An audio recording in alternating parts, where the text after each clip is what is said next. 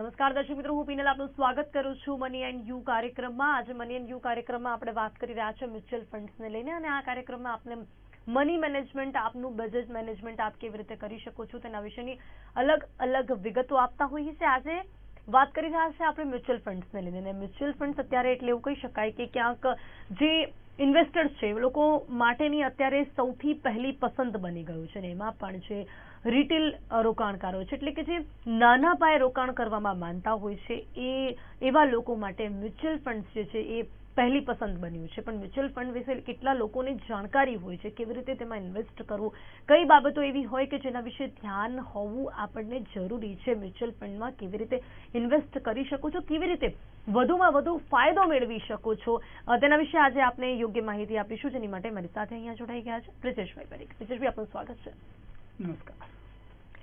તો બ્રિજેશભાઈ, સૌથી પહેલા બહુ જ બેઝિક ક્વેશ્ચન જેનાથી આપણે શરૂઆત કરીએ, જેથી જે લોકો ન્યૂ ઇન્વેસ્ટર્સ છે એ લોકોને પણ ખ્યાલ આવી શકે કે કેવી રીતે મ્યુચ્યુઅલ ફંડમાં ઇન્વેસ્ટ કરી શકાય છે.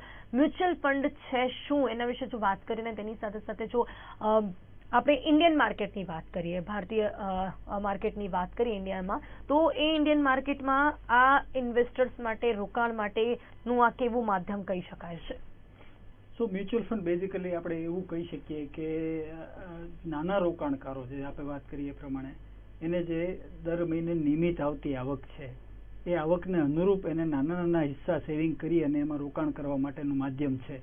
એ કામ એવી રીતે કરે કે એક મ્યુચ્યુઅલ ફંડ સ્પોન્સર કંપની હોય કે જે મ્યુચ્યુઅલ ફંડનું મેનેજમેન્ટનું, એટલે કે એ મ્યુચ્યુઅલ ફંડમાં જે પૈસા રોકાય છે એના મેનેજમેન્ટની જવાબદારી લે, સેબીની એપ્રુવલ નીચે.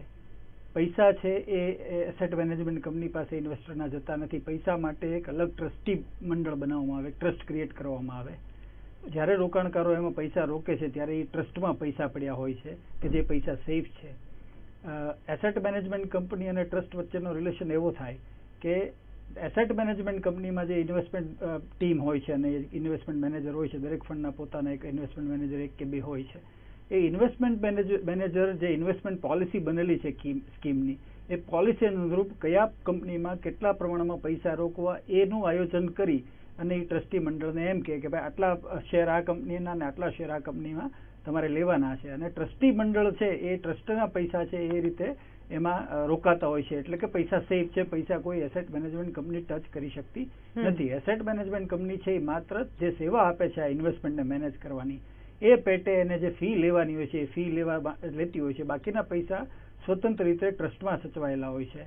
અને જ્યારે રોકાણોના વિવિધ માધ્યમોમાં, દરેક રોકાણ માધ્યમમાં કદાચ ઇન્વેસ્ટરો ડાયરેક્ટ પણ રોકાણ કરી શકે છે, પણ એની કેટલીક જરૂરિયાતો હોય છે. દાખલા તરીકે શેર માર્કેટમાં સીધું રોકાણ કરવું હોય તો તમારી પાસે એક કંપનીના એક સાઇઝેબલ શેર લઈ શકવાનું મૂડી અને વત્તા તમારું ડાયવર્સિફિકેશન અચીવ કરવા માટે તમારી પાસે એક સાઇઝેબલ મૂડી હોવી જરૂરી છે. જ્યારે મ્યુચ્યુઅલ ફંડમાં આ રિક્વાયરમેન્ટ એટલા માટે રહેતી નથી કે એમાં વિવિધ રોકાણકારોના નાના મોટા પૈસા એક પુલમાં ભેગા થાય છે અને એ પુલનું રોકાણ છે એ વિવિધ કંપનીઓના શેરોમાં એક પ્રોફેશનલ ઇન્વેસ્ટમેન્ટ મેનેજરની સલાહ નીચે ઇન્વેસ્ટ થતું હોય છે.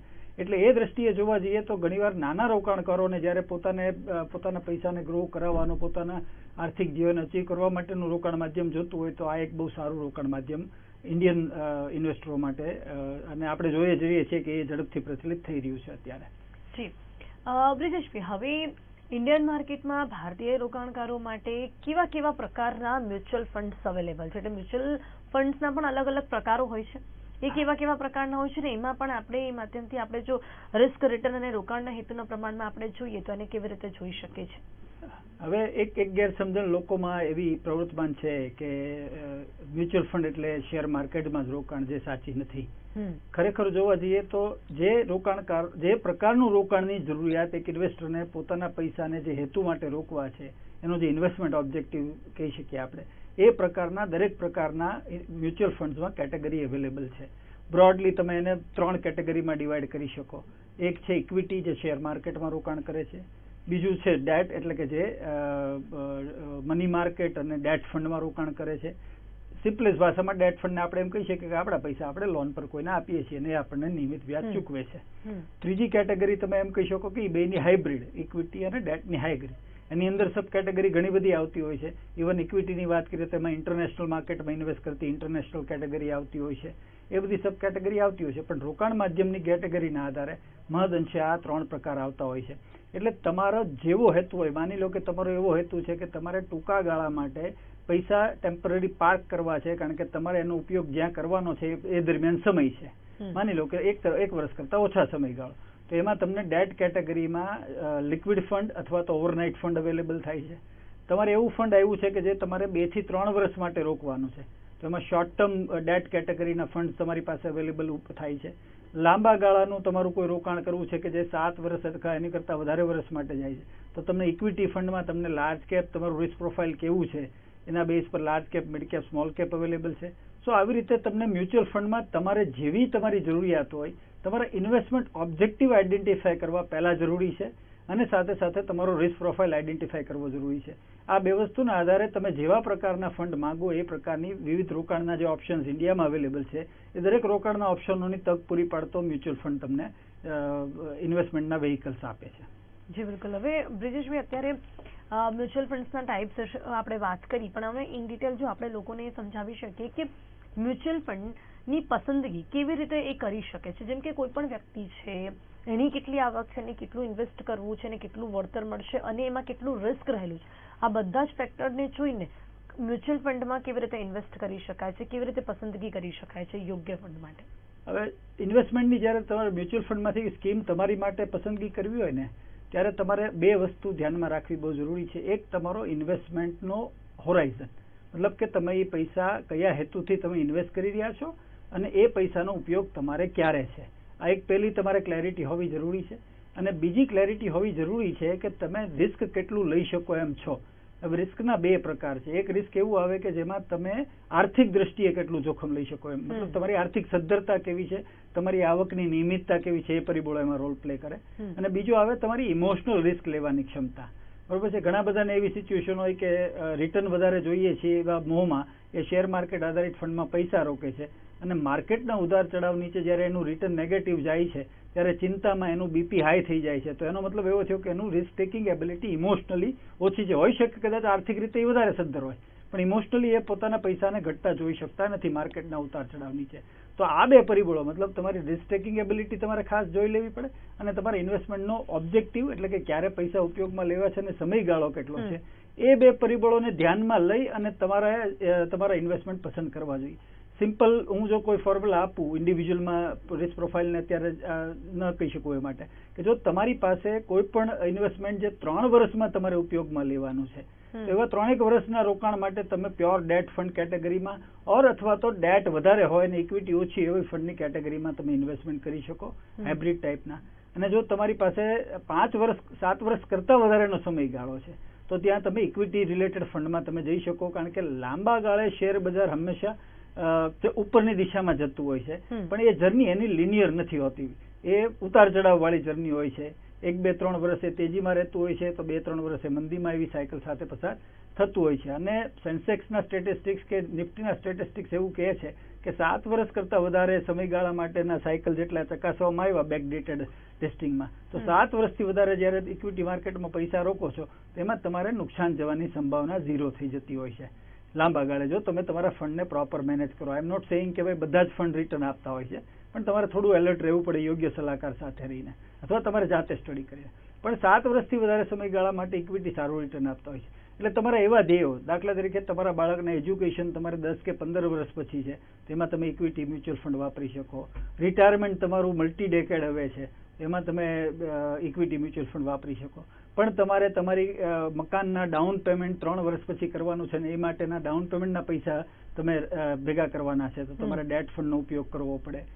તમારે તમારા બિઝનેસ માટે તમે કોઈ પૈસા ભેગા કરી રહ્યા છો, તો તમે હાઇબ્રિડ ફંડ કરી શકો, કારણ કે સમયગાળો 5-1 વર્ષ હોય, તો તમે ઇક્વિટી ડેટના કોમ્બિનેશનથી કરી શકો.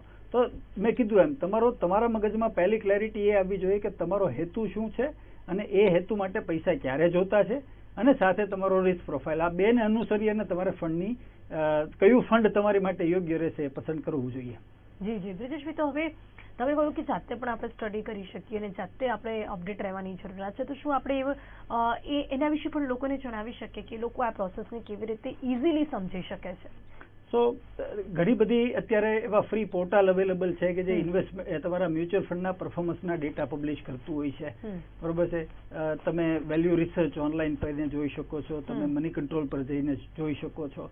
ઓફકોર્સ તમારે એ બાબતે થોડું તમારી જાતને અવેર બનાવવી પડે, તમારે થોડું મ્યુચ્યુઅલ ફંડ ઇન્વેસ્ટિંગની બુકો વાંચવી પડે, એક્સપર્ટના સેશન એટેન્ડ કરવા પડે, અને આ પ્રકારના જે ટીવીમાં શો આવતો હોય છે એ તમારે જોતા રહેવા પડે. એટલે ફાઇનાન્શિયલ લિટરસી બાજુ તમારું ફોકસ રહેવું જોઈએ કે જેથી તમને એ પેરામીટર ખબર પડે કે ભાઈ કોઈ પણ મ્યુચ્યુઅલ ફંડ તમારી માટે યોગ્ય છે કે નહીં. એ માટે એના પરફોર્મન્સના જે પેરામીટર છે, એના એક્સપેન્સના પેરામીટર છે, એ બધા પેરામીટરની તમે ચકાસણી કરી અને તમારી માટે યોગ્ય ફંડની પસંદગી કરી શકો. પણ એવા બેઝિક લેવલનું નોલેજ આપતા, ભલે તમે એક્સપર્ટ નહીં બનો એ ધ્યાન રાખજો તમે, પણ તમારા બેઝિક લેવલના કે તમારી માટે તમે જાતે પસંદ કરી શકો, અથવા તો તમને કોઈ એક્સપર્ટ તમારી સાથે કામ કરે છે તો એ તમને જે તમને સૂચવે છે તો એ શું કામ સૂચવે છે ને એની પાસેથી તમે સમજી શકો અને તમે એટલું નક્કી કરી શકો કે એ જે સલાહ આપે છે એ સલાહ તમારી માટે યોગ્ય છે એ નક્કી કરી શકો. એ પ્રકારની ફાઇનાન્શિયલ લિટરસી તો તમારે તમારી પોતાની કેળવવી રહી. અને મેં કીધું એવા પોર્ટલ અવેલેબલ છે અને નાવા ડેઝ એવા ઘણા બધા ટ્રેનર પણ અવેલેબલ છે કે જે મ્યુચ્યુઅલ ફંડ રિલેટેડ તમને એટલીસ્ટ તમારું ફંક્શનલ નોલેજ,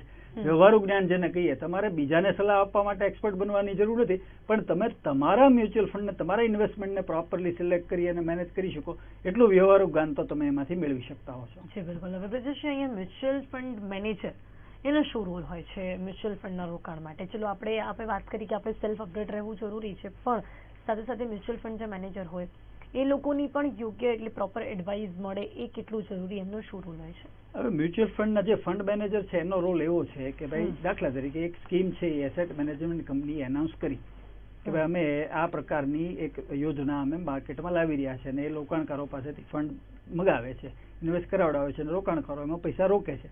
તો એ જે યોજનાની ફ્રેમવર્ક છે, બરોબર છે, કે ભાઈ એ કેવા પ્રકારની કંપનીમાં પૈસા રોકશે, લાર્જ કેપમાં રોકશે, સ્મોલ કેપમાં રોકશે, મેન્યુફેક્ચરિંગ ઇન્ડસ્ટ્રીમાં રોકશે, કેટલા ટકા છે એ ઇક્વિટીમાં રોકશે, કેટલા ટકા એ ડેટમાં રોકશે, હાઇબ્રિડ પ્રકારના ફંડ હોય તો એનું એક ફ્રેમવર્ક નક્કી થાય અને એને સ્કીમની કેટેગરી કહેવાય.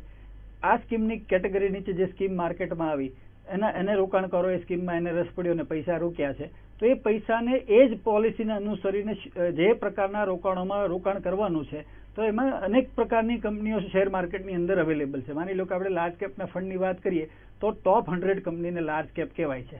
તો ટોપ 100 કંપનીમાંથી આવનારા વર્ષોમાં કઈ કંપની અથવા કયું સેક્ટરમાં પૈસા રોકવાથી આવનારા વર્ષોમાં એ ગ્રોથ સેક્ટર કે ગ્રોથ કંપની છે અને રોકાણકારોને વળતર મળશે, એની જાણકારી સામાન્ય રોકાણકારોને પાસે હોવાની નથી. તો જે ઇન્વેસ્ટમેન્ટ મેનેજર છે, જે ફંડ મેનેજર છે, એ આ માટે પ્રોપરલી ટ્રેન્ડ હોય છે અને એને એક્સપિરિયન્સ પણ હોય છે. એટલે એ રિસર્ચના આધારે નક્કી કરે કે ભાઈ આવનારા વર્ષોમાં ઇલેક્ટ્રોનિક વ્હીકલનું ફોર એક્ઝામ્પલ માર્કેટ તેજીમાં રહેવાનું છે, તો યોગ્ય સમયે યોગ્ય વેલ્યુએશને ઇલેક્ટ્રિક વ્હીકલમાં જે કંપનીઓ કામ કરે છે, મેન્યુફેક્ચરિંગનું વ્હીકલ બનાવે છે અથવા એના અનુષંગિક પાર્ટ બનાવે છે, એવી કંપનીઓ આઈડેન્ટિફાય કરીને એમાં કેટલું રોકાણ કરવું એ જે નિર્ણય લેવાનો હોય છે, એ નિર્ણય લેવાનું કામ છે ફંડ મેનેજરનું છે. અને આ જાણકારી છે એ રિટેલ રોકાણકાર પાસે હોવાની નથી, કારણ કે એ માટે ટ્રેન નથી, એનો મુખ્ય વ્યવસાય ક્યાંય જુદો છે. જ્યારે ઇન્વેસ્ટમેન્ટ મેનેજર એટલે ફંડ મેનેજર સ્પેસિફિકલી ઇન્વેસ્ટમેન્ટને કેવી રીતે મેનેજ કરવું એ માટે ટ્રેન હોવાના કારણે એ ફંડ મેનેજરનો રોલ તમારી સ્કીમના અને તમારા રોકેલા પૈસામાં તમને જે નિર્ધારિત વળતર મળે છે એ વળતર લાવી દેવા માટે બહુ મહત્વનો રોલ એ investment fund manager role play કરતા હોય છે. મ્યુચ્યુઅલ ફંડ રિસ્કની વાત કરીએ, મ્યુચ્યુઅલ ફંડના કોઈ રિસ્ક ખરા, કોઈ રિસ્ક ફેક્ટર છે કે જેના વિશે આપણે શરૂઆતથી જ મ્યુચ્યુઅલ ફંડમાં ઇન્વેસ્ટ કરતા પહેલા જ આપણે આ બાબતોનું ધ્યાન રાખીએ? તમે બધાએ સાંભળ્યું હશે કે mutual fund investment is subject to market risk. આ દરેક જ્યારે ઇન્વેસ્ટમેન્ટ રિલેટેડ કોઈ પણ કમ્યુનિકેશન આવતું હોય છે તો સેબીએ ફરજિયાત કરેલું છે આ વાક્ય વાપરવું. એટલે ઇન્વેસ્ટમેન્ટ તમે કોઈ પણ પ્રકારના મ્યુચ્યુઅલ ફંડના માધ્યમથી તમે જ્યારે ઇન્વેસ્ટ કરતા હો છો ને, તો જે અંડરલાઇંગ એસેટ હોય છે એ એસેટના જે રિસ્ક હોય છે ને એ મ્યુચ્યુઅલ ફંડમાં લાગુ પડતા હોય છે. દાખલા તરીકે આપણે કોઈ ડેટ કેટેગરીમાં જઈએ છીએ તો એને એમ કહેવાય છે કે ભાઈ સેફ છે પ્રમાણમાં.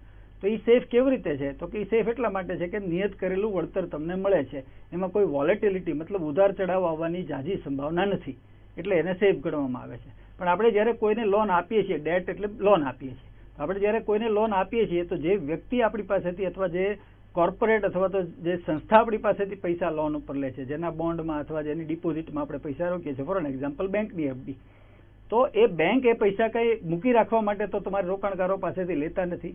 બેંક શું કરે છે તો કે બેંક આગળ એ પૈસા વ્યાજે આપે છે અને એ જેને વ્યાજે આપે છે એની પાસેથી જો પૈસા કે વ્યાજ મેળવવામાં બેંકને તકલીફ પડી તો બેંક તમને તમારું વ્યાજ અને તમારી મૂડી પાછી આપી શકવામાં પણ નિષ્ફળ જઈ શકે છે, જેને આપણે ઘણીવાર એમ કહીએ કે બેંકરપ્સી કહીએ.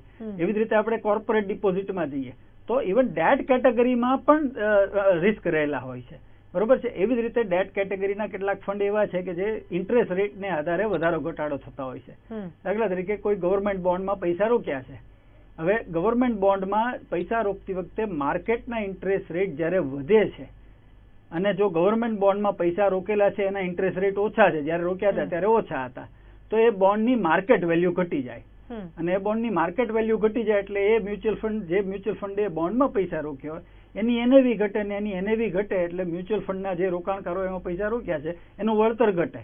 તો આ રિસ્ક, વોલેટિલિટી વાળું રિસ્ક દરેક પ્રકારના મ્યુચ્યુઅલ ફંડમાં, એવું જરૂરી નથી કે રિસ્ક માત્ર ઇક્વિટી મ્યુચ્યુઅલ ફંડમાં જ રહેલું છે. એવી જ રીતે ઇક્વિટી મ્યુચ્યુઅલ ફંડમાં પણ રિસ્ક રહેલા છે, માર્કેટના ઉતાર ચઢાવના તો રિસ્ક રહેલા જ છે, પણ સાથે સાથે ફંડ મેનેજરના ડિસિઝન, ખોટા પડવાના પણ ડિસિઝન લે, કારણ કે ફંડ મેનેજર એ સરવાળે માણસ જ છે, એની એ ટ્રેન છે. એટલે સામાન્ય રીતે એક સારો ફંડ મેનેજર એવો હોય કે જેમાં એને 100 કંપનીમાં ઇન્વેસ્ટ કરવાના ડિસિઝન લીધા હોય તો એમાંથી 80 થી 90% એના ડિસિઝન સાચા પડે, જેમાં ફાયદો થાય, પણ એ પણ 10 થી 20% જેવા એના ડિસિઝનમાં ખોટા પડવાની પૂરેપૂરી તૈયારી એ થતા જ હોય છે. ને આપણે પણ એ રોકાણ કરતી વખતે એ ધ્યાનમાં લઈને જ રોકાણ કરવું જોઈએ. સો આ પ્રકારના રિસ્ક છે એ તમારે ધ્યાનમાં લઈ અને મ્યુચ્યુઅલ ફંડમાં તમારે રોકાણ કરવા જોઈએ. જી બ્રિજેશભાઈ, હવે મ્યુચ્યુઅલ ફંડમાં કેવી રીતે રોકાણકારો જે છે, તમામ ઇન્વેસ્ટર્સ છે, લોકો મ્યુચ્યુઅલ ફંડમાં રોકાણ કરતા હોય છે, તો મ્યુચ્યુઅલ ફંડ ડાયવર્સિફિકેશન બેનિફિટ કેવી રીતે આપે છે તમામ ઇન્વેસ્ટર્સ? સૌથી મોટો જે સરસ સવાલ છે, સૌથી મોટો જે બેનિફિટ છે ને એ મ્યુચ્યુઅલ ફંડ જે સામાન્ય રોકાણકારને આપે છે એમાંનો એક તો મેં કીધું કે તમે નાની રકમમાં પણ રોકાણ કરી શકો તો એ તો આપે જ છે, કારણ કે તમારે એસઆઈપી શરૂ કરવી હોય તો તમે 500 રૂપિયાથી શરૂ કરી શકો છો. પણ બીજો બેનિફિટ એ આપે છે કે મેં કીધું એમ, તમે માની લો કે તમે રોકાણ કરવા જાઓ ને તમારે કંપનીઓ શોધવાની હોય તો ડાયવર્સિફિકેશન માટે તમારી પાસે રકમ મોટી જોઈએ. જ્યારે મ્યુચ્યુઅલ ફંડની કોઈ પણ એક કેટેગરીમાં જશો ત્યારે એ એક ફંડ છે ને એ ટિપિકલી એની ઇન્વેસ્ટમેન્ટ પોલિસીના આધારે 30 થી શરૂ કરી અને 50-60 જેટલી જુદી જુદી કંપનીમાં એના ફંડને એને ડાયવર્સિફાય કર્યું છે, બરોબર છે. જો ઇક્વિટી ફંડની વાત કરીએ તો એમાં લાર્જ કેપ હશે, મિડ કેપ હશે ને સ્મોલ કેપ હશે, જેવી કેટેગરી. લાર્જ કેપ હશે તો એમાં 70% રકમ લાર્જ કેપમાં હશે ને બાકીના 30% મિડ કેપ અને લિક્વિડમાં પડ્યા હશે. એવી રીતે સ્મોલ કેપ હશે તો એમાં વધારે સ્મોલ કેપમાં હશે. તો આ કેપિટલાઇઝેશન ડાયવર્સિફિકેશન તો મળશે જ તે, પણ એવી જ રીતે તમારી રિસ્ક પ્રોફાઇલ કન્ઝર્વેટિવ છે તો તમને એવું પણ ફંડ મળશે કે જેમાં 60 થી 70% છે એ ડેટમાં, એટલે કે વ્યાજ આપતી રોકાણોમાં કર્યા છે, અને 30% જેવી રકમ છે એ તમારી શેર માર્કેટ આધારિત કે જ્યાં વોલેટિલિટી છે એમ મળશે. અને એમાં પણ 40 થી 50 જેવા જુદા જુદા બોન્ડ છે કે ગવર્મેન્ટ ઇન્વેસ્ટમેન્ટ છે, એ બધાના કોમ્બિનેશન જે કેટેગરીનું ફંડ છે એ પ્રમાણે તમને જોવા મળશે. સો ટિપિકલી એક ફંડ છે એ એક જ પ્રકારના રોકાણમાં અથવા તો લિમિટેડ રોકાણમાં પૈસા નથી રોકતું, પણ જે પ્રકારની ઇન્વેસ્ટમેન્ટની પોલિસી હોય છે, ફંડની કેટેગરી હોય છે, એ પ્રમાણે રોકાણકારોને પૂરતું ડાયવર્સિફાઈડમાં રોકાણ કરે કે જેથી એન્શ્યોર થાય કે ભાઈ જેટલા રોકાણોમાં રોકાણ કર્યું છે એમાં એવું સંભાવના ખરી કે એમાંથી 5 થી 10 થી 15% રોકાણકારોમાં એમને જોઈએ એવો ફાયદો ન થાય અથવા તો ક્યાંક નુકસાન પણ જાય, પણ બાકીના 60-70-80% જો બેનિફિટ થાય ને એમાંથી અમુકમાં વધારે બેનિફિટ થાય તો ઓવરઓલ રોકાણકારોને જે એ સ્કીમ કેટેગરી પાસેથી એક્સપેક્ટેશન હોય કે આ પ્રકારની કેટેગરી આવી રીતે રિટર્ન આપે છે તેવી એક્સપેક્ટેડ એને રિટર્ન એમાં મળી રહે. એટલે ડાયવર્સિફિકેશનનું જો તમારે રિક્વાયરમેન્ટ હોય તો મ્યુચ્યુઅલ ફંડના માધ્યમથી તમે બહુ સરળતાપૂર્વક તમે ડાયવર્સિફિકેશન અચીવ કરી શકો છો, જે જાતે કરવા જતી વખતે તમારી માટે એટલું ઇઝીલી પોસિબલ નથી, કારણ કે તમારી પાસે કોર્પસ મોટું હોવું જોઈએ અને નોલેજ પણ હોવું જોઈએ તમારી પાસે. જી જી જી બ્રિજેશ, હવે અહીંયા ઇન્વેસ્ટર્સ માટે જે વિકલ્પો અત્યારે બહુ બધા થઈ ગયા છે ઇન્વેસ્ટ કરવા માટેના, તેમાં આપણે વાત કરી કે જે નાના પાયે રોકાણ કરવા માંગતા હોય છે એ લોકોની માટે મ્યુચ્યુઅલ ફંડ ચોક્કસપણે પ્રથમ પસંદગી છે, પણ એની સામે સામે શેર માર્કેટ એ પણ એક વિકલ્પ છે કે જેમાં લોકો ઇન્વેસ્ટ કરવાનું માનતા હોય છે. તો શેર માર્કેટ અને મ્યુચ્યુઅલ ફંડ્સ આ બંને જો ઓપ્શન હોય તો એમાંથી આપણે શેમાં ઇન્વેસ્ટ કરીએ ત્યારે એનું વળતર એ વ્યક્તિને સારું મળી શકે એ કઈ રીતે આપણે ડિસાઇડ કરી શકીએ છીએ? સો મહત્વનું કેવું છે કે ભાઈ તમારે શેર ડાયરેક્ટ ઇક્વિટીની વાત કરીએ ત્યારે ડાયરેક્ટ શેર્સમાં રોકવા, કંપનીના શેર્સમાં રોકવા વર્સિસ તમે મ્યુચ્યુઅલ ફંડમાં રોકવા, તો એ નિર્ણય ઘણીવાર મને પણ એ સવાલ આવતો હોય છે કે કેવી રીતે બેમાંથી રોકવા. તો એ નિર્ણય તમારે આવી રીતે કરવો જોઈએ. જ્યારે તમે ડાયરેક્ટ ઇક્વિટીમાં રોકવા જાઓ છો ત્યારે તમારી પાસે કંપનીની જરૂરી માહિતી આવવી જરૂરી છે, તમને માહિતી ઉપર રિસર્ચ કરીને એ માહિતી જે મળી છે એ માહિતીના આધારે કંપની ભવિષ્યમાં કેવું પરફોર્મ કરશે એ દેશની ઇકોનોમીની સાપેક્ષમાં અને બીજા સેક્ટરની સાપેક્ષમાં એ નિર્ણય લેવાની આવડત હોવી તમારી માટે જરૂરી છે. તમે ડાયરેક્ટ શેર માર્કેટમાં ઇન્વેસ્ટ કરો છો ત્યારે આ બધું રિસર્ચ કરવા માટે અને તમારા ઇન્વેસ્ટમેન્ટ પર શેર માર્કેટ જ્યારે કામ કરતું એ સમય એની પર ધ્યાન આપવા માટેનો સમય તમારી પાસે આવવો જરૂરી છે. બરોબર છે. એટલે ઇન્ક્લિનેશન મતલબ તમને રસ હોવો, તમારી પાસે ટાઈમ હોવો અને તમારી પાસે નોલેજ હોવું. આ જો 3 વસ્તુ તમારી પાસે છે તો ડાયરેક્ટ ઇક્વિટીમાં રોકી અને તમે તમારો ઘણા બધા એક્સપેન્સ ઘટાડી શકો છો અને તમે તમારી રીતે પોર્ટફોલિયો બનાવીને તમારા રિટર્નને તમારા રિસ્ક પ્રોફાઇલના આધારે વધારી શકો છો. પણ જો આ 3 તમારી પાસે નથી, ઓફકોર્સ ચોથું તમારું કોર્પસ એક હોવું જોઈએ કે જેથી તમે ડાયવર્સિફિકેશન કરી શકો. પણ જો આ તમારી પાસે નથી, તમારી પાસે ટાઈમ નથી, તમારી પાસે કંપનીની રિસર્ચ કરવાનું નોલેજ ક્યાંથી મળે નથી, તમે પોતે રિસર્ચ કરી શકો એવું તમારું ક્ષમતા નથી, એ બધું ન હોય તો એ સંજોગોમાં મ્યુચ્યુઅલ ફંડ તમારી માટે આઈડિયલ ઓપ્શન છે. કારણ કે ત્યાં એક ફંડ મેનેજર છે કે જે આ બધું નોલેજ ધરાવે છે અને એને તમે એક નજીવી ફીમાં તમે એને હાયર કરો છો અને એ તમારા ફંડને મેનેજ કરી અને તમને માર્કેટમાંથી જે રિટર્ન મળી શકે છે એ રિટર્ન તમને અપાવી શકે છે. સો મેં કીધું એ રીતે તમારે આ 3 પરિબળોને 4 પરિબળોને ધ્યાનમાં લઈ અને તમારે નિર્ણય કરવો જોઈએ. એ પણ સવાલ થાય, તમે કહ્યું કે આપણે જે નજીવી ફી લઈને આપણે જે ફંડ મેનેજર છે તેને આપીને આપણે ફાયદો લઈ શકીએ, એટલે એ ચોક્કસપણે છે કે મ્યુચ્યુઅલ ફંડમાં એટલો ફાયદો આપણને મળી શકે છે કે જેનાથી આપણે ફંડ મેનેજરને હાયર કરી શકીએ છીએ. જી એ બહુ નજીવી ફી હોય છે. ઇવન જે એનએવી એનાઉન્સ થાય છે, જે મ્યુચ્યુઅલ ફંડમાં રોકાણકારો છે ને જે એનએવી એનાઉન્સ થાય છે તો એ એનએવી છે એ ખર્ચો કાપ્યા પછીની જ એનએવી છે અને સેબી છે એ ખર્ચને ઘણો બધો મેનેજ અને કંટ્રોલ કરે છે. બરોબર છે. એને નક્કી કરેલા નિયત છે કે ભાઈ આટલા કોર્પસ ધરાવતું ફંડ છે જેની પાસે આટલા કરોડની ફંડ આવેલું છે તો એને આટલી જ ફી લેવી જોઈએ. વધુમાં વધુ ફી સેબીએ નક્કી કરેલી છે 2.5%. 2.5% નીચે નોર્મલી ફંડ મેનેજર છે એ પોતાના એક્સપેન્સીસ લેતા હોય. જી તો બ્રિજેશભાઈ, મ્યુચ્યુઅલ ફંડ પસંદ કરતી વખતે ધ્યાનમાં રાખવામાં આવતા જે પરિબળો છે એના વિશે રોકાણકારોએ કેવી રીતે તપાસ કરવી જરૂરી છે? મ્યુચ્યુઅલ ફંડની જયારે સ્કીમ પસંદ કરવી હોય ને ત્યારે તમારે એના પાસ્ટના રિટર્નને એના બિહેવિયર પૂરતું નજરમાં રાખવું જરૂરી છે. પણ તમારે એવા એક્સપેક્ટેશન ન રાખવા જોઈએ કે પાસ્ટમાં એને જે રિટર્ન આપ્યું છે એ જ ભવિષ્યમાં આપશે, કારણ કે માર્કેટ ઘણા બધા વેરિયેબલ નીચે કામ કરતું હોય છે. પાસ્ટના રિટર્ન છે એની કન્સિસ્ટન્સી કે એ બિહેવિયર કેવું કરી શકે છે બીજા બધા મ્યુચ્યુઅલ ફંડના સ્કીમની સાપેક્ષમાં એટલા પૂરતું ધ્યાનમાં લેવું જોઈએ. બીજો ફેક્ટર લેવો જોઈએ તમારું એ ફંડ છે એનો એક્સપેન્સ રેશિયો કેટલો છે. બરોબર છે. કારણ કે એક્સપેન્સ રેશિયોની અસર તમારા રિટર્ન પર આવી શકે. મેં હમણાં કીધું એમ એનએવી જે હોય છે એ એક્સપેન્સ કાપ્યા બાદની હોય છે. જો ઓછો ખર્ચો હોય તો એટલું રિટર્ન તમારા પોકેટમાં વધારે આવે ઇન્વેસ્ટર તરીકે, ખર્ચો વધારે હોય તો એટલું રિટર્ન તમારા પોકેટમાં ઓછું આવે.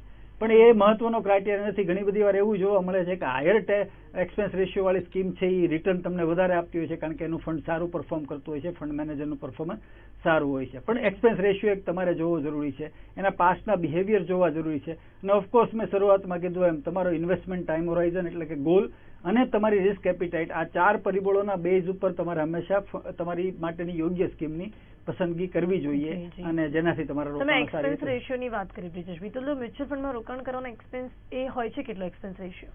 એટલે મેં કીધું એવી રીતે કે સેબીએ એની હાયર લિમિટ નક્કી કરેલી છે 2.5%. બરોબર છે. પણ એના કમ્પોનન્ટ હોય છે. એમાંનો અમુક રકમ છે એ જાય છે ફંડ મેનેજરને અથવા તો એસેટ મેનેજમેન્ટ કંપનીને, એને જે ઇન્વેસ્ટમેન્ટ એડવાઇસ તમને આપે છે, મેનેજ કરે છે તમારા ફંડને, એ ઇન્વેસ્ટમેન્ટ સર્વિસ માટે જાય છે. અને એક કમ્પોનન્ટ હોય છે આ ફંડના પૈસાને લાવવા માટે જે ડિસ્ટ્રીબ્યુટર ઓપરેટ કરે છે એ ડિસ્ટ્રીબ્યુટરને કમિશન તરીકે જતો હોય છે. તો આ બે ભેગા થઈને હંમેશા એક્સપેન્સ રેશિયો બનતો હોય છે. ફંડમાં 2 કેટેગરી સેબીએ 2013 પાડેલી છે. એક કેટેગરી જેને રેગ્યુલર પ્લાન તરીકે ઓળખવામાં આવે છે કે જેમાં એક ડિસ્ટ્રીબ્યુટર છે એ તમને એડવાઇસ આપે છે, તમને રેકમેન્ડ કરે છે, એડવાઇસ કરતા રાધર રેકમેન્ડ કરે છે કે આ સ્કીમ તમારી માટે યોગ્ય છે અને તમે ઇન્વેસ્ટ કરો છો તો ત્યાં એ ડિસ્ટ્રીબ્યુટરને કમિશન જાય છે. અને બીજી એક કેટેગરી એવી છે કે જે કમિશન ફ્રી છે, જેને ડાયરેક્ટ પ્લાન તરીકે ઓળખવામાં આવે છે. ડાયરેક્ટ અને રેગ્યુલર વચ્ચેનો ડિફરન્સ એટલો જ છે કે ડાયરેક્ટ પ્લાનમાં કમિશન કમ્પોનન્ટ નથી આવતો કારણ કે એમાં કોઈ ડિસ્ટ્રીબ્યુટર ઇન્વોલ્વ નથી. પણ હું અહીંયા દર્શકોને એ વોર્નિંગ આપી દઉં કે ડાયરેક્ટ પ્લાનમાં ડાયરેક્ટ પ્લાન સેબીનો ઇન્ટ્રોડ્યુસ કરવાનો ઓબ્જેક્ટિવ એ નથી કે ઇન્વેસ્ટરો જાતે રોકાણ કરે, કારણ કે જાતે રોકાણ કરવા માટે ફંડનું ડિટેલમાં નોલેજ હોય તમને તો જ તમારે જાતે રોકાણ કરવા માટે જવાય. અધરવાઇઝ તમારે એક એક્સપર્ટને સાથે રાખી કે જેમાં સેબી ઇન્વેસ્ટમેન્ટ એડવાઇઝર એપોઇન્ટ કરેલા છે જેની તમે સર્વિસ લેવી તમારી માટે હિતાવહ છે. અનલેસ તમારી પાસે તો અંતે કોમન જે કહેવાય ને કે ગેરસમજ ઊભી થતી હોય છે મ્યુચ્યુઅલ ફંડ્સને લઈને, એના વિશે શું કહેશો? ને આ બધી જ બાબતોને ધ્યાનમાં રાખીને બી આપણે બેસ્ટ પ્રેક્ટિસ શું કહી શકીએ, કેવી રીતે કરી શકીએ મ્યુચ્યુઅલ ફંડમાં ઇન્વેસ્ટ તો કરવા માટે? કોમન મિસ્ટેક એવી હોય છે કે એવું માનવામાં આવે છે કે ઇક્વિટી પ્રકારના ફંડ જ અવેલેબલ છે, તો એ ઇક્વિટી નથી, તમારે જોતા એવા પ્રકારના મળી શકાય. કોમન એક ગેરસમજણ એવી છે કે પાસ્ટના પરફોર્મન્સને એવું માનીને ઇન્વેસ્ટરો ચાલે છે કે મેં આ ફંડ પસંદ કર્યું, પાસ્ટમાં 15% રિટર્ન આપ્યું છે તો મને આગળ 15% આપશે, તો એવું એમાં નથી થતું હોતું. અને ટીપમાં મેં આપણે જે ચર્ચાની કીધી સમરી કે ભાઈ તમારો ટાઈમ હોરાઇઝન, તમારો ઓબ્જેક્ટિવ નક્કી કરો અને તમારો રિસ્ક પ્રોફાઇલ નક્કી કરો, અને એના બેઝ ઉપર તમે હંમેશા ઇન્વેસ્ટમેન્ટ કરશો તો તમારે જે તમારા ઇન્વેસ્ટમેન્ટના માધ્યમથી તમારે જે હેતુ, તમારા ભવિષ્યના ગોલ જે અચીવ કરવા છે એ ગોલ અચીવ કરવામાં તમને આસાની રહેશે. જી બ્રજેશભાઈ, તો અત્યારે સમય સમાપ્ત થાય છે. આપ અમારી સાથે જોડાયા, તમામ દર્શક મિત્રોને મ્યુચ્યુઅલ ફંડ વિશેની યોગ્ય જાણકારી આપી તે બદલ આપનો ખૂબ ખૂબ ધન્યવાદ. Thank you.